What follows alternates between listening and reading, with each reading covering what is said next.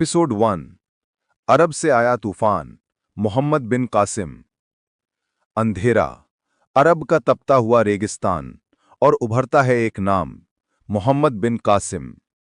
सिर्फ 17 साल की उम्र में वो तलवार लेकर उठा और दुनिया बदलने निकल पड़ा। उसके कदमों ने सिंध की धरती पर दस्तक दी। उसके शासन में गैर मुस्लिमों पर लगाया गया जजिया कर, जो उसके शासन की कठोरता का प्रतीक बन गया। तकदीर का पहिया घूम चुका था और हिंदुस्तान नए अध्याय में प्रवेश करने वाला था।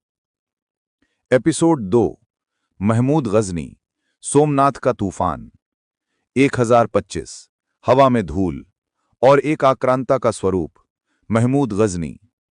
1030 में उसकी मृत्यु हुई, लेकिन इससे पहले उसने 17 बार भारत पर हमले किए। पहला हमला पेशावर और जंग जयपाल से। कहते हैं हार की शर्म में जयपाल ने खुदकुशी कर ली। ये इतिहास की सबसे त्रासद घटनाओं में से एक माना जाता है।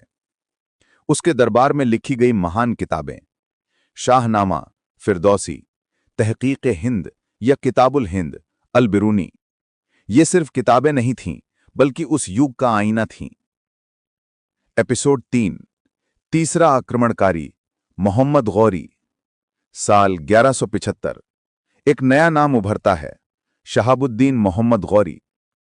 उसका पहला हमला मुल्तान, लेकिन 1178 में गुजरात की धरती पर नायिका देवी ने उसे धूल चटा दी। इतिहास बदल गया, पर गौरी रुका नहीं। फिर आईं 2 जंगें। तराइन की प्रथम लड़ाई 1191, जिसमें पृथ्वीराज से हार। तराइन की दूसरी लड़ाई 1192, जिसमें गौरी ने वापसी की और हिंदुस्तान का नक्शा बदल गया।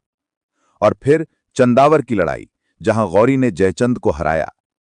कहते हैं जयचंद पृथ्वीराज की प्रेमिका संयोगिता से विवाह करना चाहता था। यह कहानी चंद बरदाई द्वारा लिखित पृथ्वीराज रासों में दर्ज है। गौरी की शक्ति सिर्फ तलवार नहीं थी।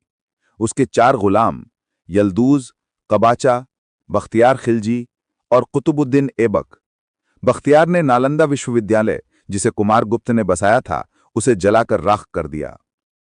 और गौरी के बाद शुरू हुआ कुतुबुद्दीन ऐबक का युग। एपिसोड 4।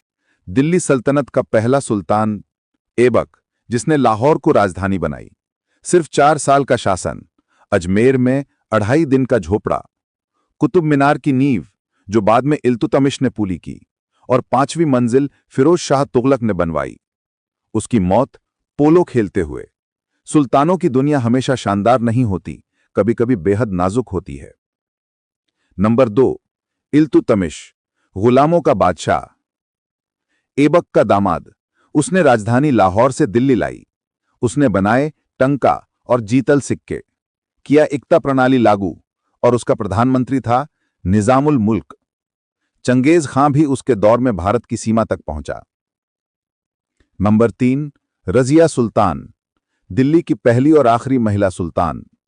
इतिहास की सबसे सुंदर, सबसे बहादुर मुस्लिम शासक। उसकी कहानी प्यार, धोखा, सत्ता का संघर्ष। उसका प्रेम याकूत, अमीर ए अखुर, पर राजनीतिक दबाव ने उसे अल्तुनिया से शादी करने पर मजबूर कर दिया। दगाबाजी, सत्ता का खेल, और फिर मुबारक किला में कैद।